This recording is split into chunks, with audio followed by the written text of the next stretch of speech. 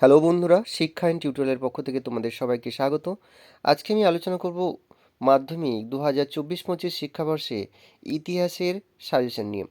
আজকে আমি মাত্র 4টে বড় প্রশ্ন টেস্ট পেপার থেকে বেছে বেছে দিয়েছি, যেটা আমার কাছে ভেরি ভেরি ইম্পর্টেন্ট বলে মনে হয়েছে। আশা করি এটা আসার চান্স 99%ই আছে। এই জন্য 99% বলছি, বিগত কয়েক বছর ধরে ইতিহাস সাজেশানে একটু সমস্যা হচ্ছে। সাজেশন সেভাবে কমন পাওয়া যায় না, এবং এই নিয়ে অনেক তর্ক বিতর্ক হয়েছে, কথা হয়েছে, কিন্তু তার কোনো পরিবর্তন হয়নি। তাই ইতিহাস সাজেশনের ক্ষেত্রে একটু সমস্যা থেকেই যায়।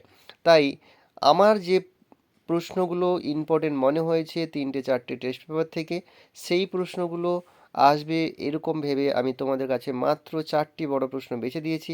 চলো দেখে নিই তাড়াতাড়ি কোশ্চেনগুলো আনসার রেডি না থাকলে আমাদের কমেন্ট করতে পারো, আমরা উত্তরগুলো তোমাদের দিতে পারি। দেখে নেব। প্রথমে প্রশ্ন দিচ্ছি, রবীন্দ্রনাথ ঠাকুরের শিক্ষা চিন্তা শান্তিনিকেতন চিন্তাভাবনার সংক্ষিপ্ত পরিচয় দাও। অথবা দিয়ে আরেকটি প্রশ্ন হবে, মানুষ প্রকৃতি ও শিক্ষার সমন্বয়ে বিষয়ে রবীন্দ্রনাথের চিন্তার সংক্ষিপ্ত পরিচয় দাও।